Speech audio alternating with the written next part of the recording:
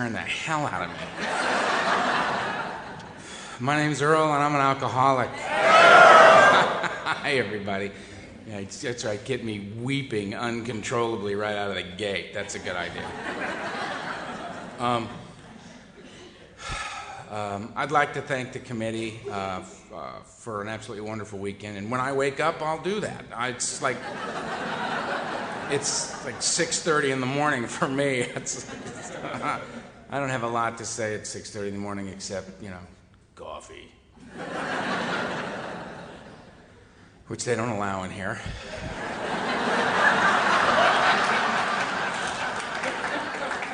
So I have water. And a great deal of fear-driven energy. So thank you to the committee. Thank you, Tom, for you were a great host.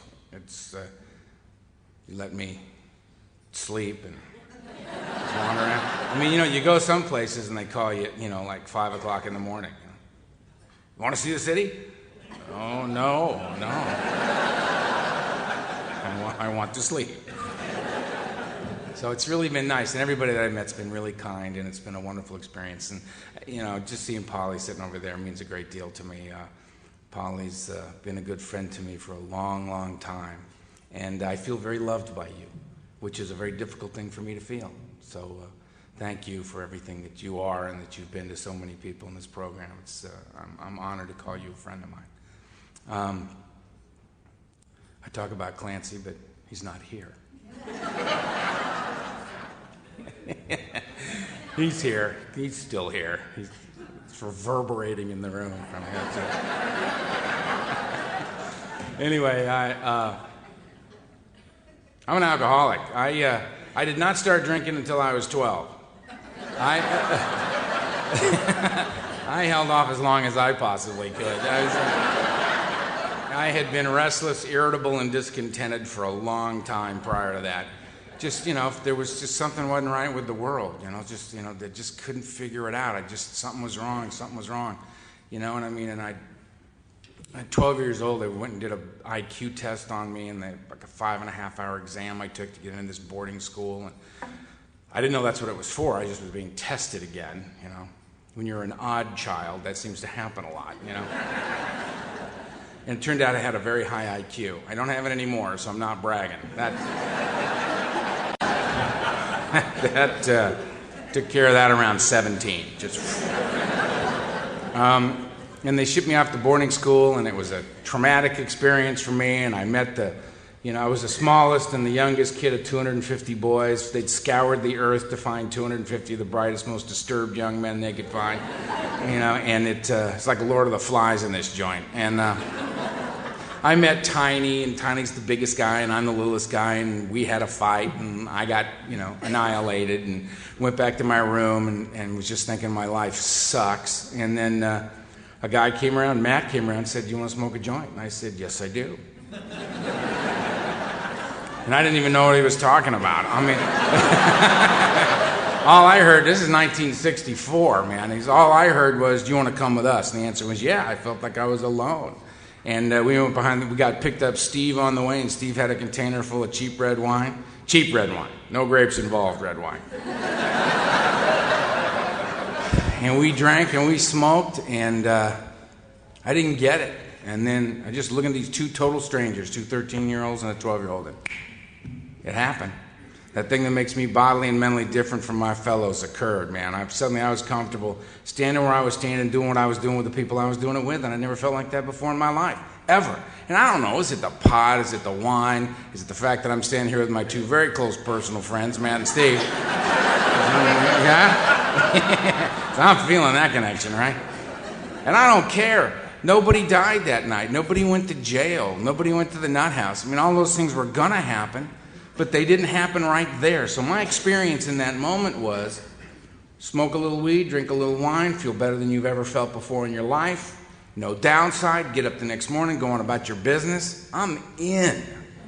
I made a commitment. I need to do this as often as I possibly can.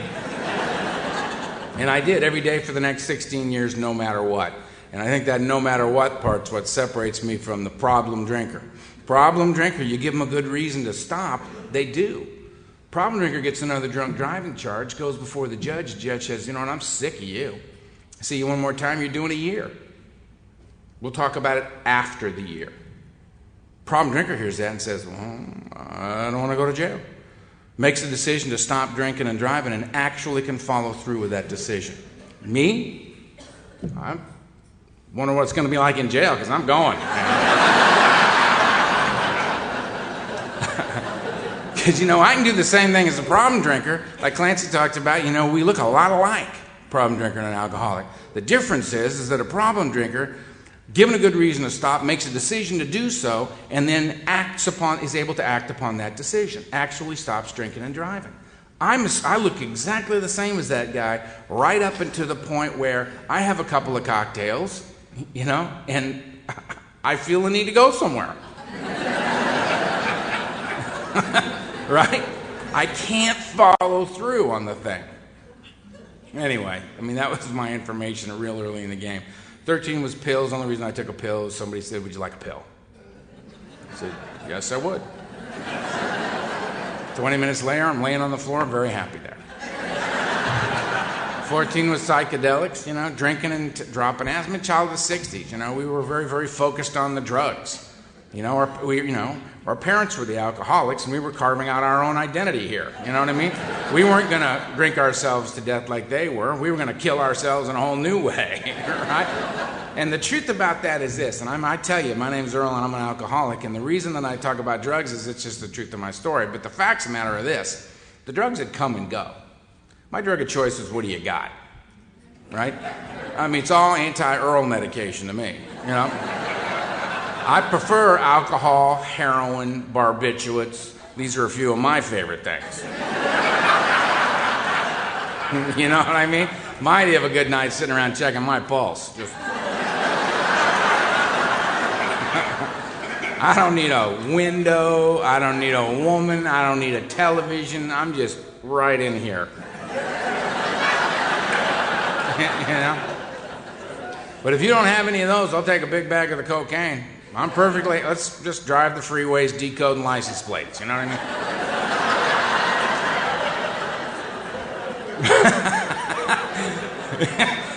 It's just, but because the fact of the matter is, it's not up or down that's the point. The point is, I got to get out of right here, right now. And right here, right now, I'm self-centered, I'm afraid. Right here, right now, I'm restless, I'm irritable, I'm discontented, and I can't live in this moment. I have to get out of right now. And that's ultimately what I'm robbed of as an alcoholic, is the moment, being in the moment. I can't be in the moment.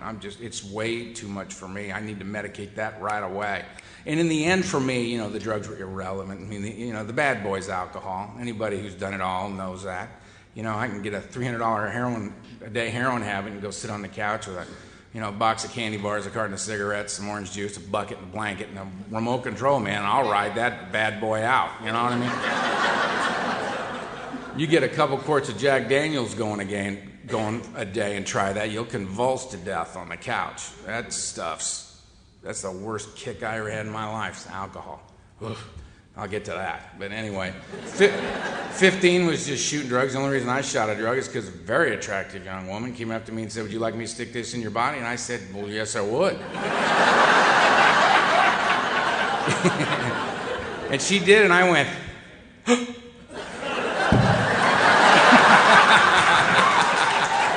and on the way down, all I was thinking was, if I'm not dead, I'm doing that again, because that was great.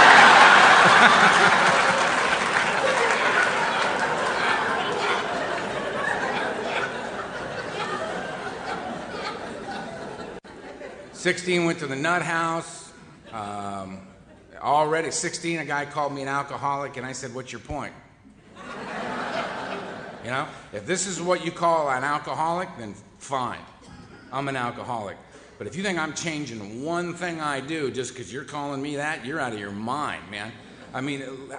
We wouldn't even be having this conversation if I hadn't had a few belts. You know what I mean? It's how I get out of the house. It's how I breathe. It's how I talk to other human beings. It's how I'm in the game at all. I can't do it without it already by the time I'm 16 and a half years old.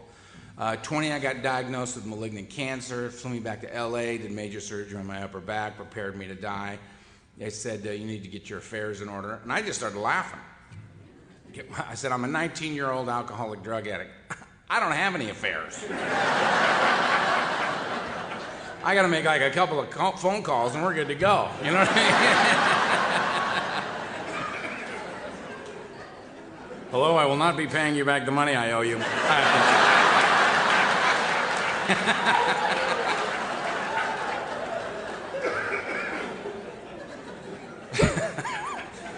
Oh, man. You should see the inside of my head right now.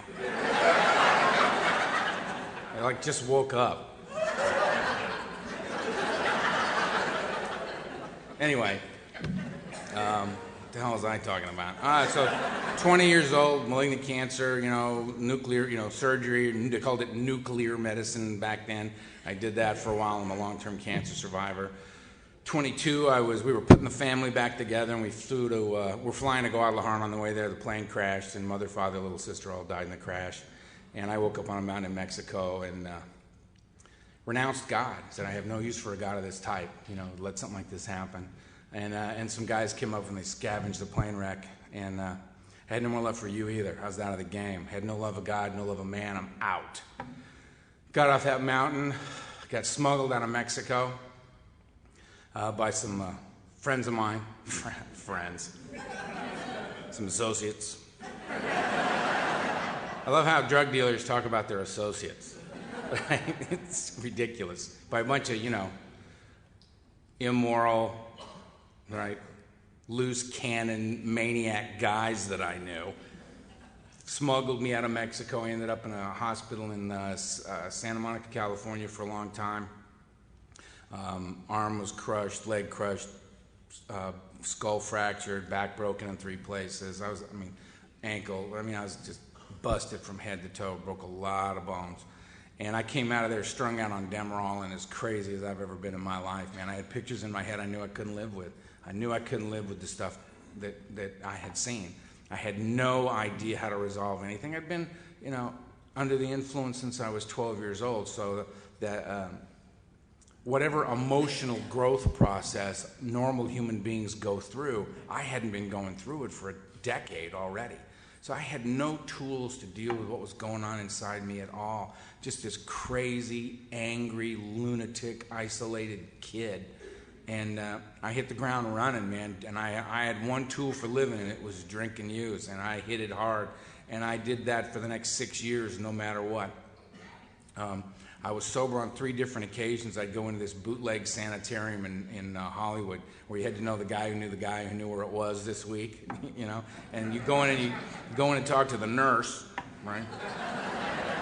And you give the nurse 150 cash, and they'd strap you to a gurney, shoot you full of anticonvulsants, and let you rock for 72 hours. You just kick like a dog. And I remember the last time I did that, I reintroduced myself to the God I had forsaken, and I said, you know what, you get me out of this sane and alive, because both seem to be up for grabs, and I'll never drink or use again as long as I live. And I meant that with every fiber of my being. Every fiber of my being. I got up off that gurney, and that nurse said, Earl, you're an alcoholic, don't you? And I said, yes, ma'am. And she said, for you to drink or use is just complete madness. You haven't been getting high for years, man. You're just feeding the beast. And I said, yeah, I know. And she said, so now armed with this knowledge, you're going to be a good boy. You're not going to drink or use anymore, are you? And I said, hell no. I'm not an idiot. Got up off that gurney and walked out to my car and threw down 50 milligrams of Valium, because I was shaking like a dog, and it seemed to me that Valium was medically indicated. And I came to 4 days later in a different city, wondering how it happened. See, I knew I was an alcoholic. I knew that. I'm all right with that. But I didn't have any idea what alcoholism was. I didn't really know what I was up against. And if you're anything like me, you're out there hitting it the way we hit it, and you're thinking, man, I don't want to kick again. What I'm worried about is the kick. I don't want to kick. I'll get high for 2 more years just to avoid the kick. Right? And when I do finally face that, the physical detox, when I come out of there, I'm thinking, I feel better. I feel a lot better. Pretty soon I'm actually sleeping more than an hour a night. Body functions are returning to normal. I'm having actual conversations with other people. Not long ones, But, you know, pretty good for me. How are you? I'm good. How are you? All right, let's stop there. I'm not good at anything beyond that.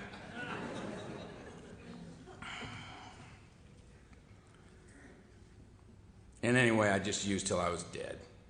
You know, I came out of my last, I drank for 2 more years after I got out of that last detox because I couldn't stop drinking. At the end of that 2 years, I came to, and both my hands were broken. They were deciding whether or not to charge me with attempted murder.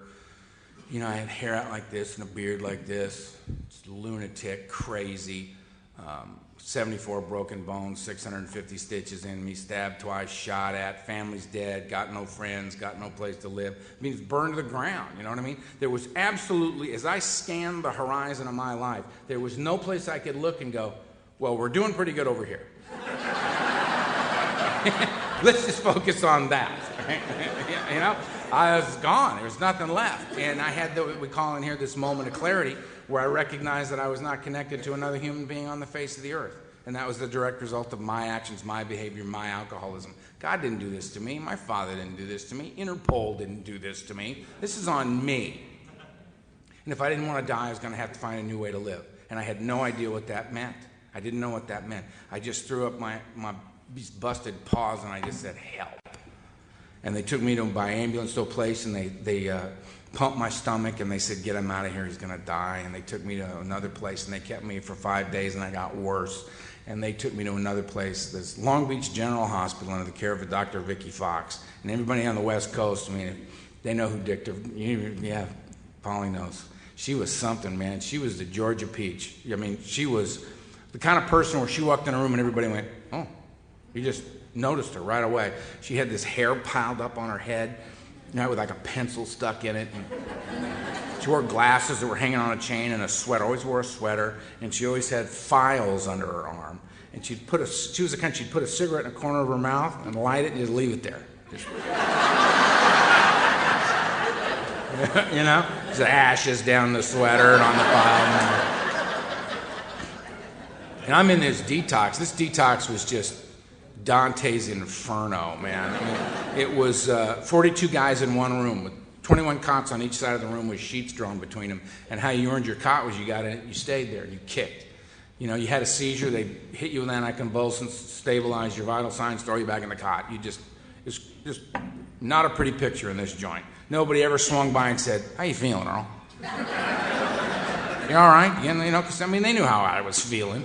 Just holding on to the cot, trying not to just buck right up out of the thing. Nobody slept, like you're going to sleep anyway. You know? And I remember she came walking in. Dr. Fox came walking into the detox. We're all just in there, you know, just shuffling around, barking, and somebody's freaking out on it. And I'm sitting in a chair just, oh, Jesus, you know what I mean? Just hanging onto the chair. And she came walking in, she looked around the room, she looked right at me, and I stopped breathing, just... And she looked right at me, and she walked over and she put her hand on my cheek, and she said, and I quote, baby, you really do need to be here.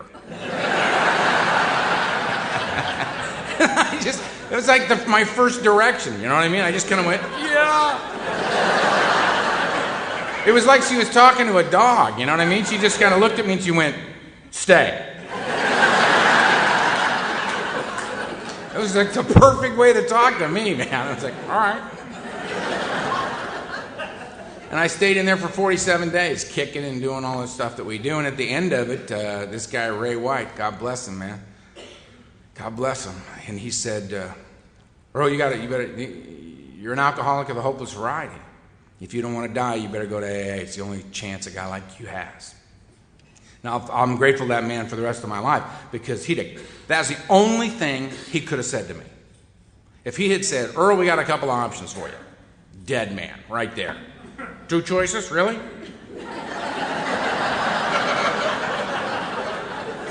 Just, it was like, Earl, alcoholic, bad. Go AA now. All right.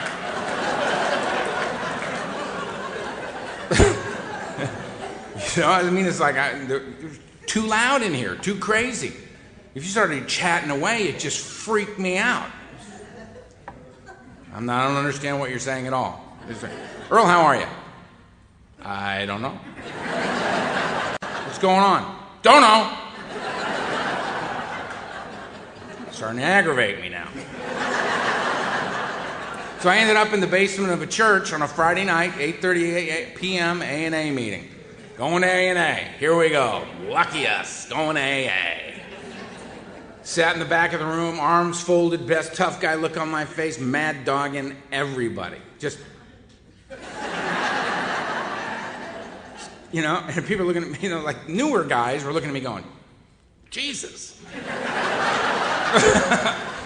The old timers were just like, yeah, we've seen lots of him. You know what I mean? They knew exactly what to do with me. They knew you don't let's like come running up on a guy like that because we're a little jumpy. They like from a distance said, glad you're here, coffee's over there, get yourself a seat. Good luck with all that over there. Which was the perfect way to talk to me. It was like, yeah, screw you too, I'll get some coffee. Because I'm not a tough guy or a bad guy. I never have been, I never will be. What I am is a self-centered, frightened alcoholic. And when you come up, you're going to start doing stuff I've watched other people do all my life. You're going to start chit-chatting with me, and I just don't chit-chat. I don't know how to chit-chat.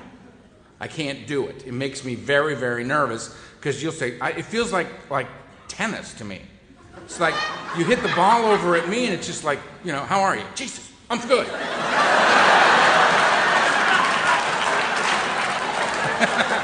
You know what I mean? I don't, it's like, and I'm thinking, there, don't do that again. Don't hit it back. Because it just gets deeper and deeper. Now you're going to go, how was your day? What day? Jeez, go away. Old timers are watching this going, this is going to be fun. And I remember, and they said, so I sat in the back, and like this guy got up to share, and I remember thinking, what? And he talked openly and honestly about his feelings as a man, and he did it with this grace and a dignity that I'd never seen before. I'd never seen anybody look like that and feel like that saying those things. It just made no sense to me at all. That's not what it's like out there. And I just thought, man, that is weird. But and I didn't get a lot of it, but it was that feeling, that sense of things that came from him that I thought, this is different. This is different. And then it was like he looked right at me and he said, I don't care whether you like what I got to say or not. You don't like it, go to another meeting. And I thought, that's cool. I love that. Because it made it clear to me he's not selling me something. If I want it, I can have it. It's for free. If I don't want it, go to another meeting. Maybe you'll hear somebody else that you can identify with, and good luck with that. And I thought, this is cool. I'm coming back.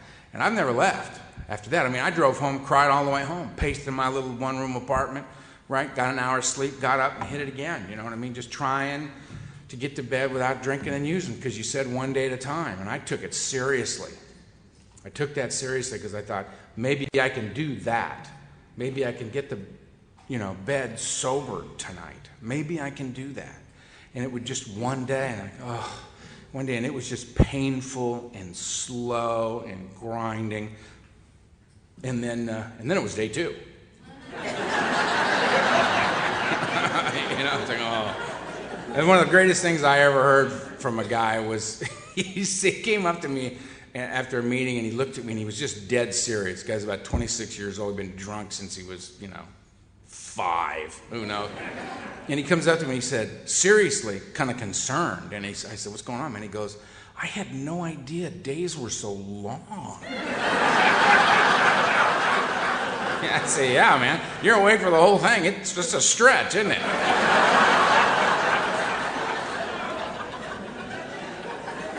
God. And then I heard this, somebody said, you got to get a sponsor. And I said, all right, what's sponsor? And I said, sponsor somebody who's got what you want. And I said, I would like to drink. Which makes perfect sense, you know what I mean? It's not like you come running into the rooms of Alcoholics Anonymous and they go, you're an alcoholic? You say yes, and suddenly all the heat turns down. It's just not what happens. Because see, I was always worried about the kick. You finished the kick, you did the hard part. Incorrect. You do the kick, I feel better, but then better turns into not so good. And not so good turns into, this is not any fun, which turns into, oh my God, which turns into the immediate need of relief. And I only know how to get that one way, right? I didn't know that the obsession of the mind, the greater aspect of my illness, was in full effect. Me sitting in an A&A meeting, I'm sitting in the back. Physical phenomenon of craving, gone. Right? Now, most people say, no, I've had the physical phenomenon of craving sober. I said, well, actually, I think that's the obsession of the mind. Have you ever been in a love affair and then the love went bad and you were so emotionally despondent that it physically hurt?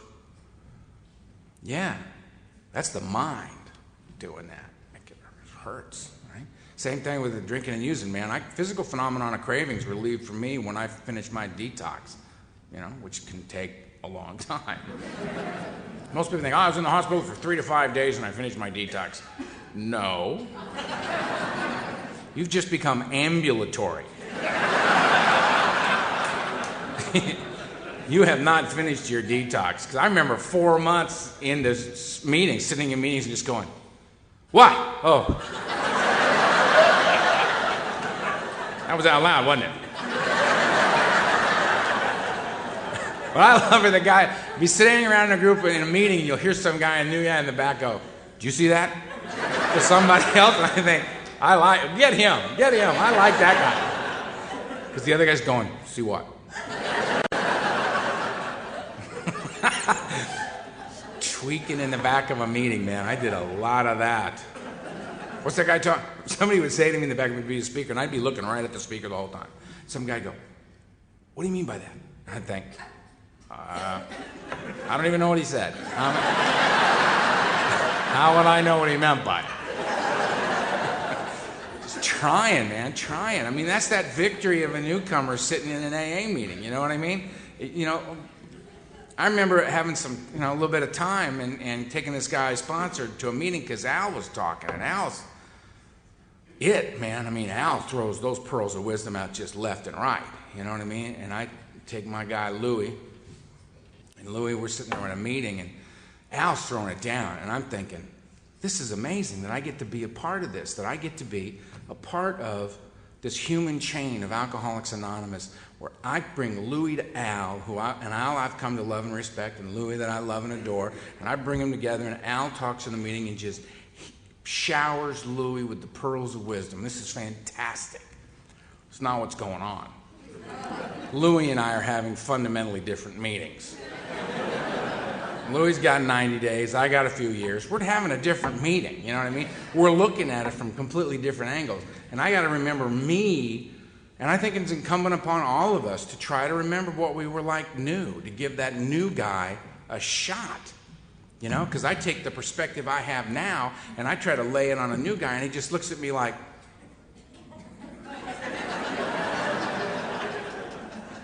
okay. Are we going to eat soon? It's ridiculous. I mean, I remember me sliding up on Ohio Street, Saturday night Ohio Street, man, brand spanking new, driving up and just going, there it is, I found it, good. We go in, put the keys on the chair, that's how you do it around here, we'll put the keys on the chair and everything will be fine. I'm going to put my chin, where would I say, there's a guy with a red coat, sit next to the guy with the red coat, put your keys on the chair next to the guy with the red coat, we're going to be okay, fine. People are coming, how you doing? Fine, how you doing? Fine. Okay, they're ringing the bell, I got to sit down, good. How you doing? Great. Stop talking to me, great, all right.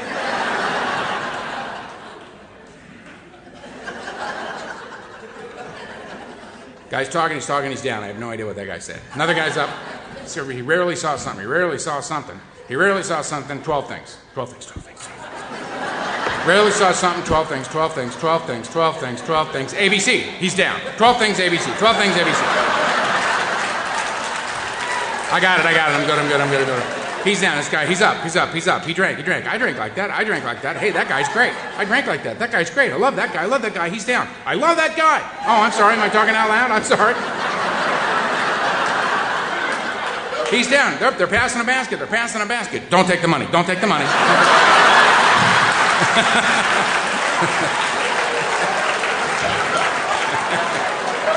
Oh. Everybody's getting up. We're going outside. Why are we going outside? We're smoking. I smoke. We'll smoke. I'll smoke. Okay, good. They're ringing the bell. Going back in.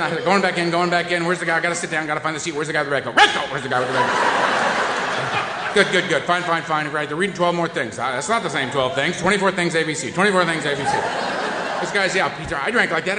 I felt like that. This is amazing. I felt just like that. I can't believe, this guy's reading my mail. I can't believe it.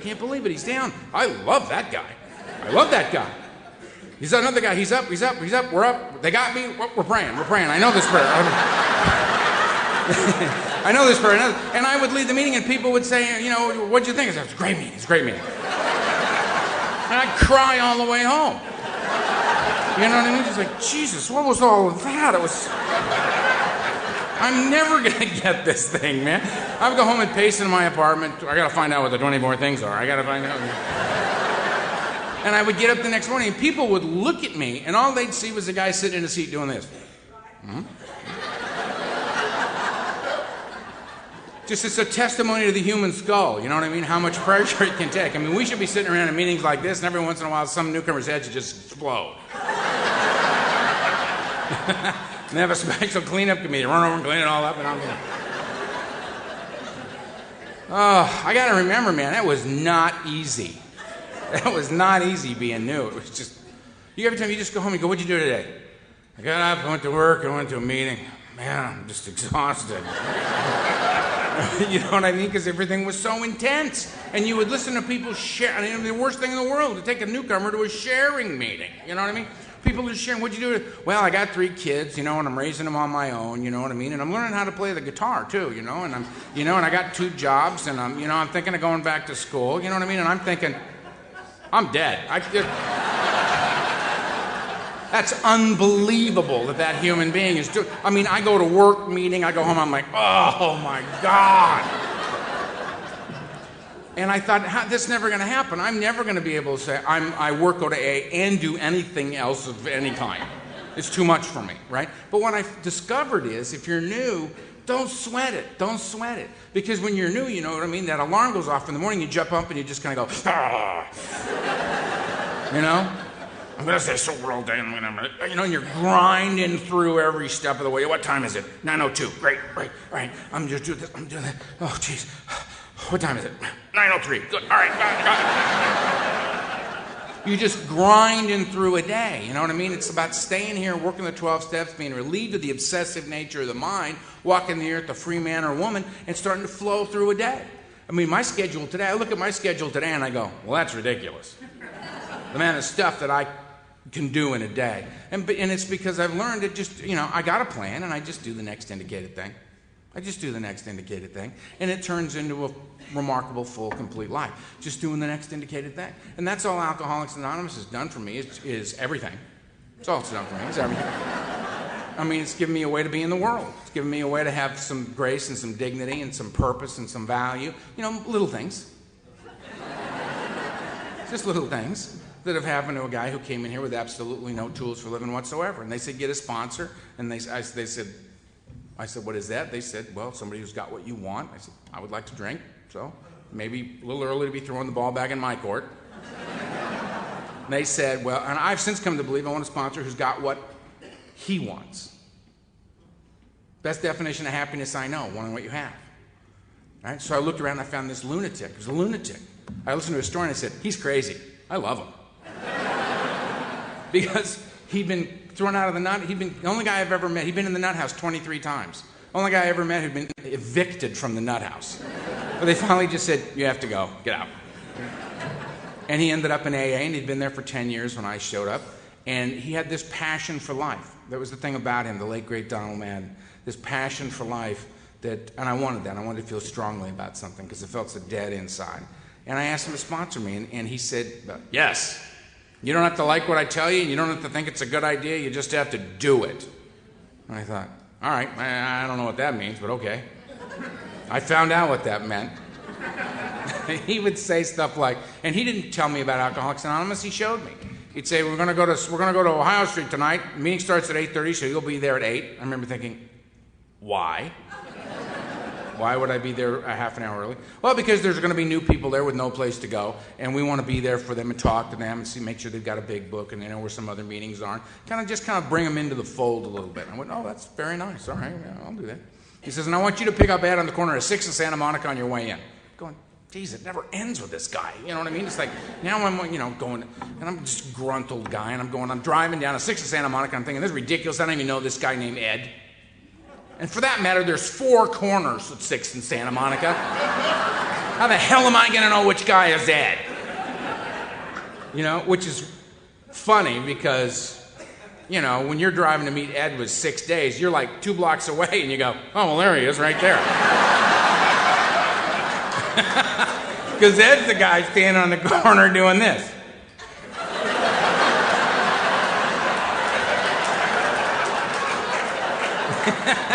That's got to be Ed. So you pull up and you go, get in, Ed. He goes, all right. Ed's in the car. We're on our way to the meeting. I'm still just this crazy new guy, right? And I got Ed with 6 days. I got like 9, 10, 12, 18 months. Who knows? And we're driving along, and Ed's going, hey, well, how you doing? I'm Ed, and I got 6 days, and my wife took me back, and I got my job back, and we're going to get a car, and we're going to... And I always look at him and I go, shut up, Ed.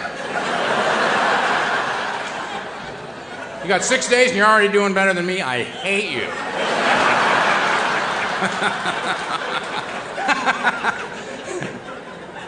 They're once again displaying my magnificent social skills. And I said, yeah, I'm going to take you to the meeting. We're going to have a meeting. If you need a ride anywhere at the meeting, I'll take you. But knock it off.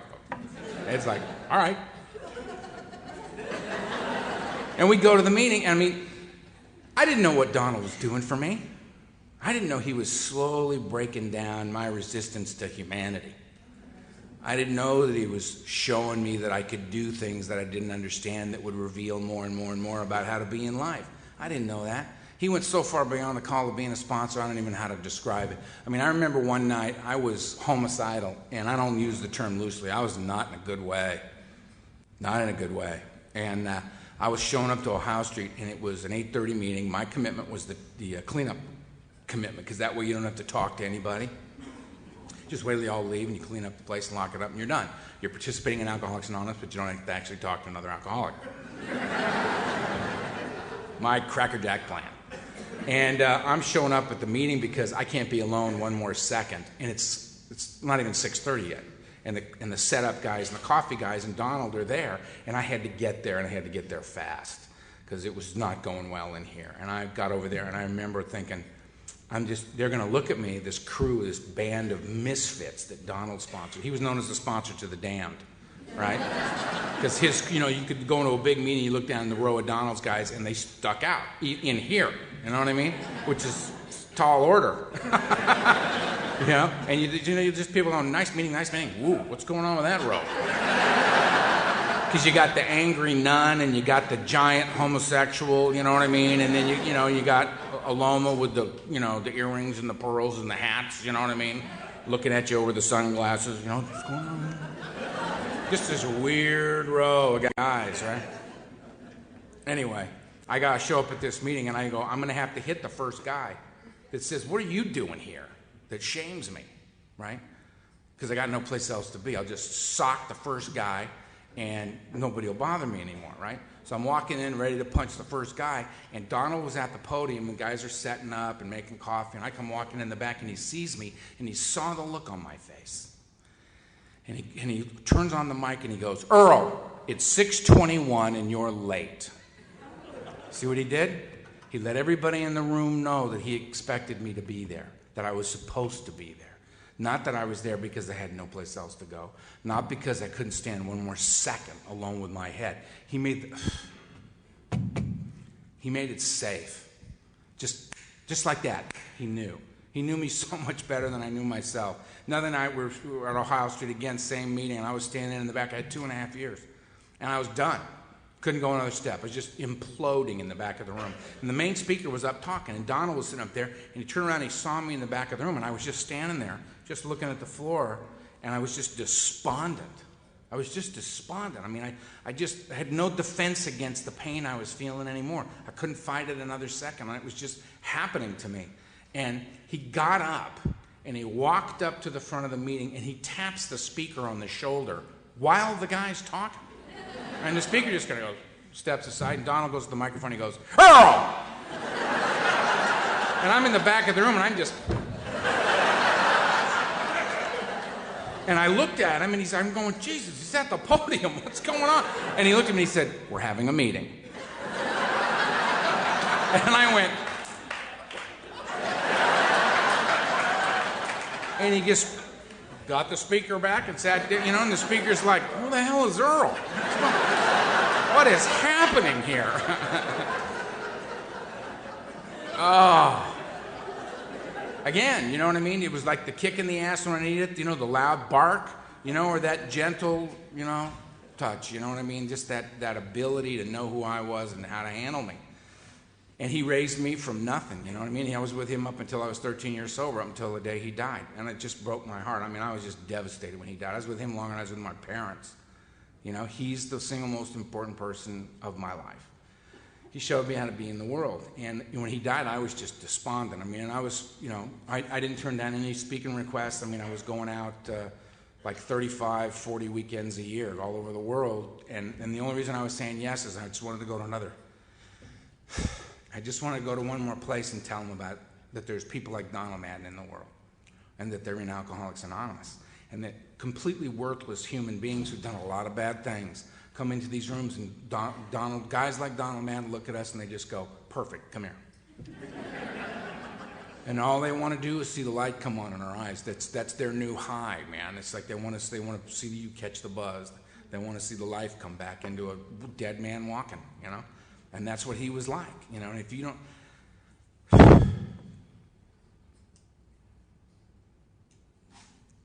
He's still AA to me. Been dead, I'll be 27 this year. He died when I was 13. This July will be 14 years since he died, and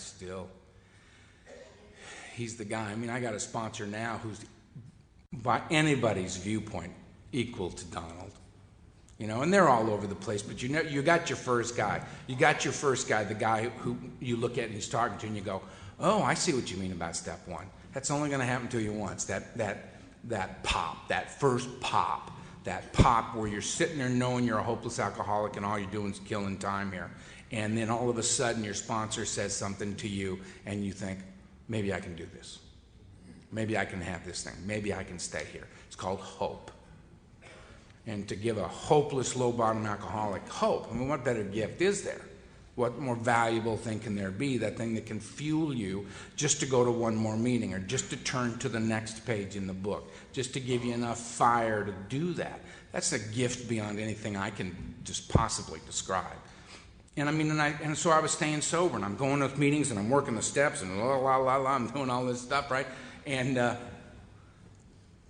started getting a little squirrely. You know what I mean? And I go to this old timer and I said, listen, I'm going 7 to 9 meetings a week, never turning down an AA request, talking to my sponsor every day, sponsoring guys. I'm in the game here. I'm doing the deal. What's the deal? How come I'm a little squirrely now? What's going on? And the guy looked at me and said, Earl, I saw you come in. If you don't get a program, you're going to die. Get away from me. It's like, the hell are you talking about, old man? Blah, blah, blah, blah, blah, blah, blah. And he said, Earl, the program, you're in the fellowship.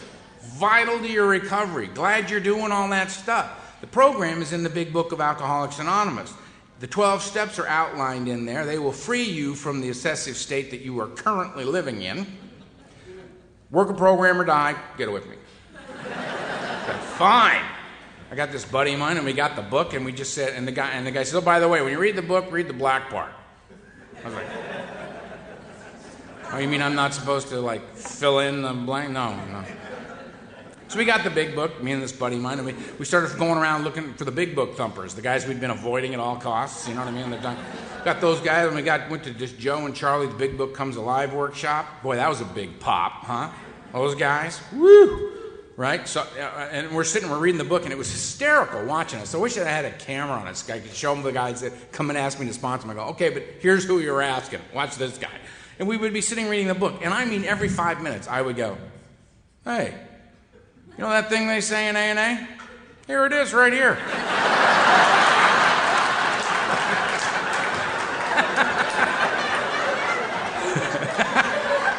They even kind of explain it pretty good. Listen to this. 3 minutes later, Christopher would go, hey, well, there's that other thing they say. It's right here. It's unbelievable, right? And so we read and I mean, what we found was there's this circle with a triangle. It's an ancient spiritual symbol, stands for mind, body, and spirit, brought together as a whole human being. And therein lies the balance I've sought my whole life, and I've never been able to find drunk or sober. Alcoholics Anonymous adopted that symbol, and it's the same stuff. Unity, service, and recovery. Same thing. Unity's the body. I bring it here. I couldn't get sober, but we seem to be able to. It's what the conference is about this year. Together we can. I couldn't stay sober, but we seem to be able to together. So I avail myself of the fellowship where I see the principles of Alcoholics Anonymous being manifested in the form of other people, in the actions that they take, in the manner in which they live. So I go to regular meetings regularly. Guys go out and get loaded and come back. I say, what happened? Invariably, they say, well, first I stopped going to meetings. I got left with my own best thinking. I think, ooh, that's a bad idea for me. I better go to meetings. Regular meetings regularly. So I become known amongst the fellowship. So if I disappear, people go, hey, where'd Earl go? Because in my town, you can go to a different meeting every day for like 9.5 years. And when you go out and drink and dine, nobody will say a word. Nobody will give you a thought because nobody got to know you. So again, go be exposed in the rooms, get known by other people. That's what I did. Right? The recovery is of the mind, the greater aspect of my disease. The thing, because see, this is not about stopping drinking for me. That's not what this is about. I've stopped drinking thousands of times. This is about it's not about stopping, it's about how do I stay stopped. And the only way I'm going to stay stopped is if I can get comfortable sober. And the only way I'm going to be comfortable sober is if I can be relieved of the obsession of the mind. The persistence of this illusion, this belief in a lie that I can drink or use like a normal man is astonishing. It's not mildly difficult. It's astonishing. Many of us pursue it to the gates of insanity and death. And I'm a gate guy. I know it. I just got to accept that. I drink and go, let's go insane. Like I got a choice. All right? Just, there we go. So the obsession of the mind has to be relieved, or I'm not a free man. I'm still a slave to the alcohol and drugs. I'm sitting in meetings just, and the screws are tightening. They're just tightening. And I'm resistant to what I'm hearing, and I can't identify, and I can't be a part of, and I can't let the guard down, and I can't just be with you, and it just gets tighter and tighter and tighter. And then it gets to the point where, I drink or I put a gun in my mouth. I know I won't survive the gun in my mouth. Maybe I'll survive the drink, so that's what I take. So I got to be relieved of that. How do I get relieved of the obsession of the mind? Work the 12 steps. That's what they're for. Heart and soul of this thing. Step 1, what's the problem? Lack of power is my dilemma. If that's my problem, what's my solution? Step 2, a power greater than myself that could restore me to sanity, soundness of mind, relieve me of the obsessive condition of alcoholism, the mental obsession. Having done that, it says, knowing that, you better make a decision to do something about it. So I get out on my knees, I say the 3rd step prayer, turn my will and my life over to the care of a God I may or may not understand. I don't understand God. See evidence of God on a daily basis. Evidence of God on a daily basis. In every moment, there's an opportunity to experience the presence of a consciousness beyond my own, a God consciousness.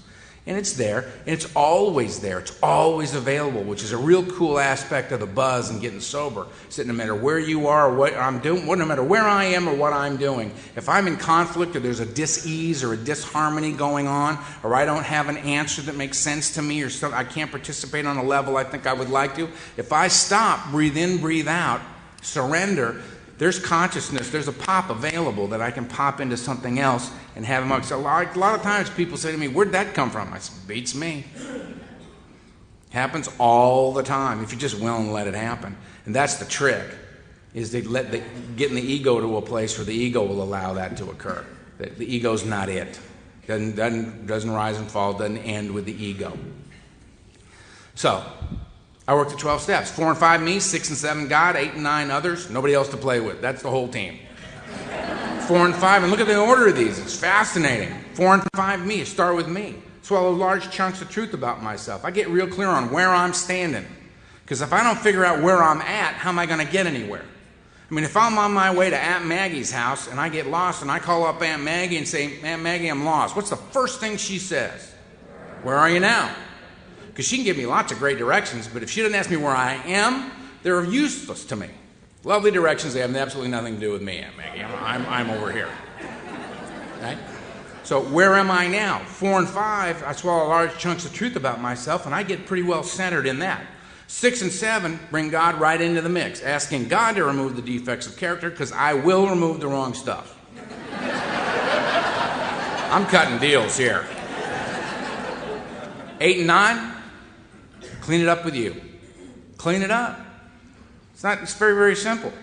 I mean, there's a lot of conversation in the book. I mean, most of the stuff you can do sitting on the couch. 1, yeah, that's the problem. 2, that's going to have to be the solution. 3, all right, down on my knees. Here you go. Back up on the couch. 4 and 5, all right, write a bunch of stuff. 5, a guy comes into the house. I read it to him. He says, good luck with all that. He leaves the house. 6 and 7, sitting on the couch. 8, making a list on the couch. 9, leaving the house. A lot of conversation in the book about leaving the house, because they know, okay, we're going to take an alcoholic armed with a little bit of information and we're going to set him loose. Very specific. I'm very, very sorry. Here's your money back in the house. And to make amends means to change, so I'm making a commitment to change in the behavior I'm having to apologize for. Pretty simple stuff. And I always had to remember when I'm paying back money, people don't want my money. They want their money. I'm giving people back their money. A part that always escaped me. Because that would require me to think of someone else. Right? 10, 11, and 12 keep me in the game. Same thing. 10, me, 11, God, 12, you. 10, I continue to take personal inventory because in that first pass I've scratched the surface. When I'm wrong, promptly admit it because I'll fester and die if I don't. 11, I seek God through prayer and meditation.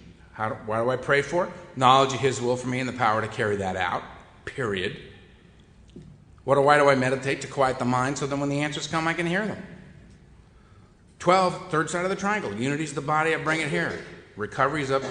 Unity's the body, I bring it here. Recovery is of the mind, I work the 12 steps. Step 12, having had a spiritual awakening. It's the result of working these steps. Been restored to sanity, soundness of mind. I've been relieved of the obsession to drink and use. I'm walking the earth as a free man for the first time in my life. I can now be of service. Unity, recovery, service. Recovery's on the bottom in the picture, but you get me. Third thing I'm going to do is service. Because I've swallowed large chunks of truth about myself. My own house is in order. Service. How can I help? Not because I'm a good guy. Because I don't want to die drunk in the gutter, which is where guys like me end up. So I'm of service to other people. And as a result of that, I got a remarkable life. Absolutely remarkable life beyond anything else. I'm married to someone I actually know. We have a house. Right? We bought a house together. I've been dragged kicking and screaming into a nice life. She said, we should live together. And I said, terrible idea. Moved in, it's going well. For 9 years now. She said we should get a dog. I said, well, you stepped across the line with that one because, that's like, you got to walk them and stuff. And got a dog, it's so good we got another one. I love the dogs. Dogs are great for humans, man. Great for humans. You want to experience, unconditional love? Get a dog, because you ain't getting it from another human. Best you're ever going to get from another human being is I love you fully and completely, except for this. That's a good deal from a human. But a dog, man, all you got to do is come home. You walk through the door and Lulu looks up and goes, he's back! This is fantastic! And I said, I just took the garbage out, Lulu. I was here 10 seconds. I don't care. I love it when you come through the door, man. Are we going to eat? Are we going to play ball? What's going on, man? Right now, man, that dog is in the here and now, man. Thrilled to see you. What are we doing right now? Good lessons. Really good lessons. It's like, Jesus, I don't know. Hold on a minute. Sit. She looks at me like, yeah, okay.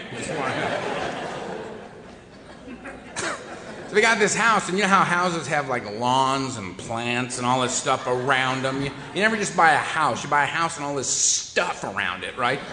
So I'm looking at the house, first house I was ever in, because a house means you're actually planning on staying somewhere for a while. Big deal for a guy like me, right? We got a house, and it's got a lawn and plants, and I'm looking all up and down the street, and they got like very nice lawns and very nice plants. And I'm thinking, well, crap, I got to keep this stuff alive. You know, it's how they spot us, you know what I mean? Nice lawn, nice lawn, nice lawn, dead lawn. There they are. Right?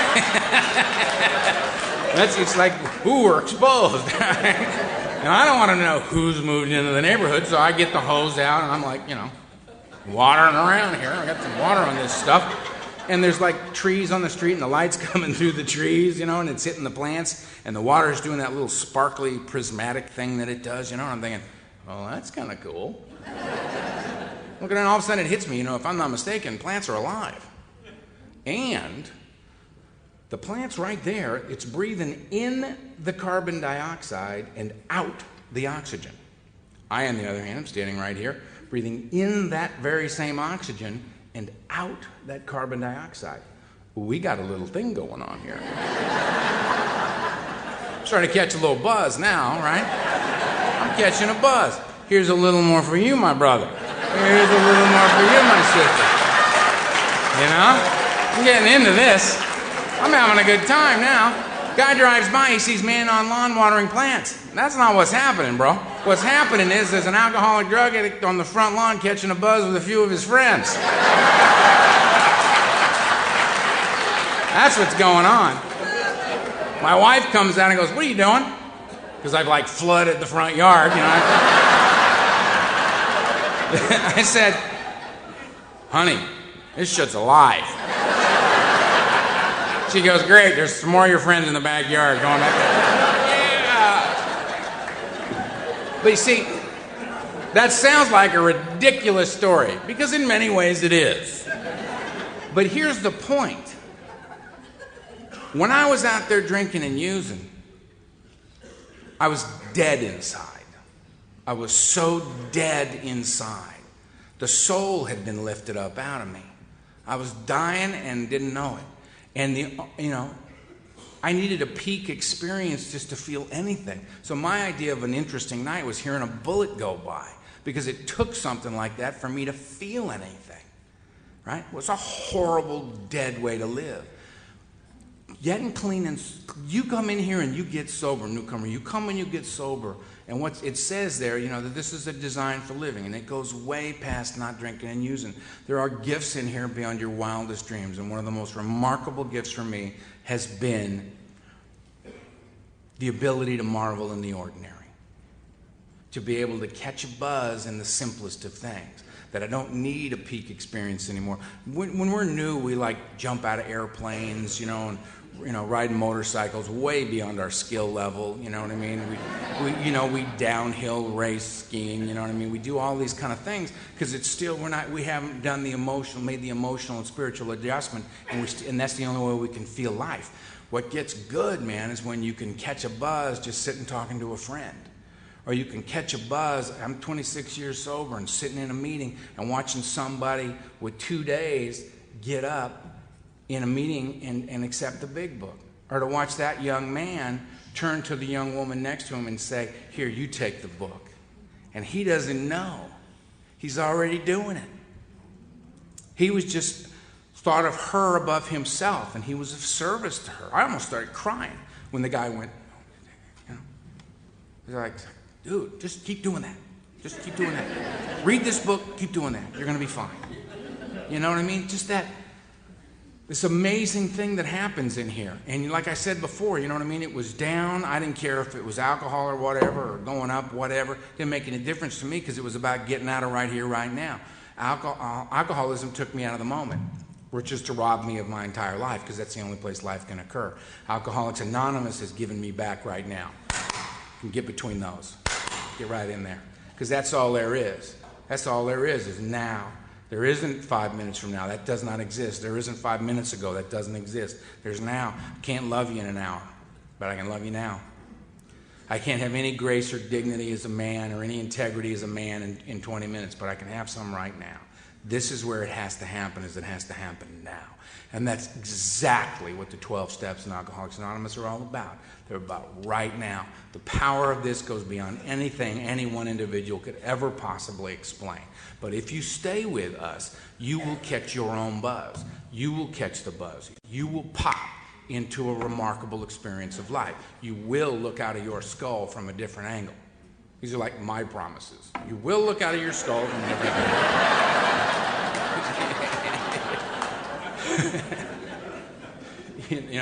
You will catch a serious, serious buzz. You will find purpose and value beyond anything you would have ever possibly imagined. You will find the passion for the day. You will intuitively, to the promises that are the real ones, you will intuitively know how to handle situations that previously baffled you. And on and on and on and on. If you go into the book, the world will explode for you. And they will find, in my opinion, we get to bump up against something that I never thought would ever be possible for somebody like me. You will know peace. It's an amazing gift. But we do it together. Can't do it alone. I've never met anybody that came in here that was an alcoholic say, come in, get the information, go, got it, thanks, leave, and do well. Stay with us. This is a room full of dead people sitting up pretending they're paying attention to me. Right? They didn't look like this when they got here. Don't judge them by the way they look. Listen to their stories and you will find that there are some absolutely remarkable journeys in here. There's people sitting in here, I've had a crazy life. There's people sitting in here that make me look like I've been playing in the sandbox my whole life. So just please stay with us and walk the journey, you know what I mean? And will more be revealed? Unavoidably so, yeah, unavoidably so. But you know what? You're going to be all right, because there's no place on earth you're better understood than here. That has been my experience. These people loved me when I couldn't love myself, and they exposed me to so much about the world and life. Say, you could come in here and we will help you build a foundation upon which you can stand a free man or a free woman. But there's no dogma here, so then we'll say, okay, go manifest that any way you want. Manifest it any way you want. Live your life. All we want is to make sure that you have that life to live. That's all. That's all we want to offer you. We will help you with a foundation upon which you, a slave to alcohol or drugs, can stand a free man or woman. To me, that's a remarkable gift, and that's what this weekend's been about for me, and it's what my life's going to be about, and for that, I love you very much, and I wish you peace. Thanks.